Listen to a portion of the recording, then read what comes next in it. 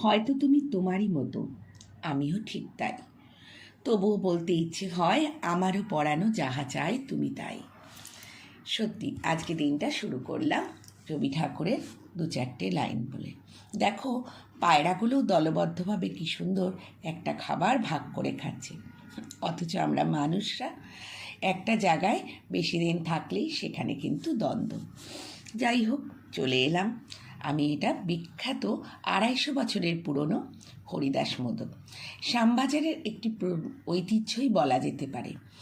আমি শুনেছি এবং আরও অনেকের মুখ থেকেই শোনা যে এখানে ঠাকুর শ্রী রামকৃষ্ণ পরমহংসদেব থেকে স্বামীজি, নেতাজি সুভাষ বোস অনেকেই এখানে এসেছিলেন কচুরি খেতে। সেই ছবিগুলো তোমাদেরকে তুলে ধরবো আমার এই ছোট্ট মিনি ব্লগের মাধ্যমে। এখানে কচুরিগুলো কোনো থালায় বা কাঁচের প্লেটে নয়, পরিবেশন করা হয় কলা পাতায়। কচুরি আর ছোলার ডাল অথবা আলুর দম। কচুরি আর ছোলার ডালটাই এখানে বিশেষভাবে বিখ্যাত। কলা পাতা তোমাদেরকে দেখাবো, কি প্রচণ্ড লাইন। না দেখলে কেউ ভাবতেই পারবে না সামান্য কচুরি খাওয়ার জন্য এত লাইন হতে পারে। আমিও মুখে মুখে গল্প শুনতাম, তবে সেটা বিশ্বাস করলাম এইবার গিয়ে। পুরনো কলকাতার ছবি দেখো কীরকম ছিল। তখনকার দিনে মল ছিল না, তখনকার দিনে সিনেফ্লেক্স ছিল না, কিন্তু মানুষের মধ্যে অনেক আন্তরিকতা, ভালোবাসা, অনেক কিছু ছিল, বিশ্বাস ছিল, যেটা এখন বলতে গেলে নেই বললেই চলে। তারপরে সেই কচুরি, কলা পাতার মধ্যে কচুরি খাওয়া আমার কাছে এক অদ্ভুত পাওনাই বলতে পারি। এরকম হয় এখনকার দিনেও ভাবতে পারিনি।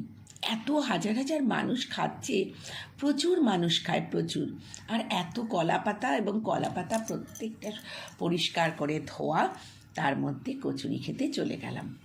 এইভাবে বেশ সকালটা আমার কেটে গেল।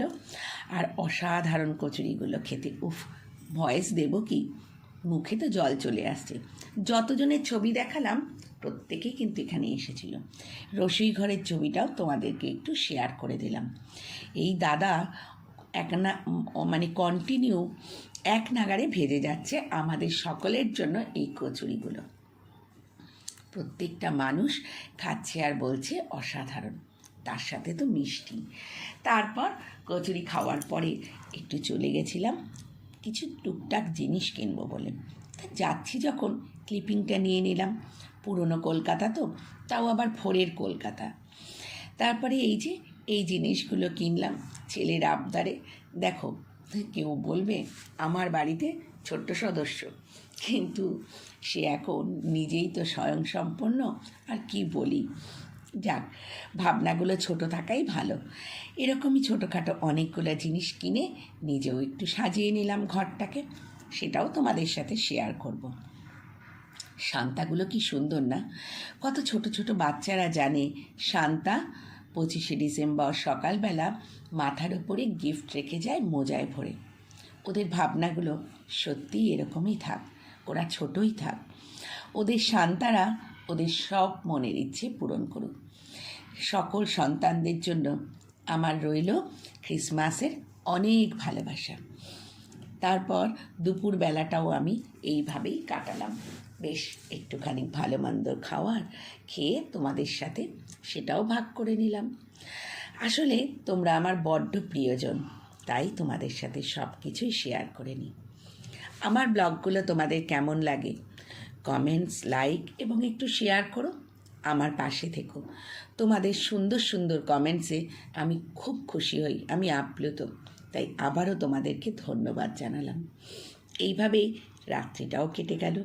বলতে গেলে স্পেশাল কোনো দিন, স্পেশাল মানুষদের সাথে সারাটা দিন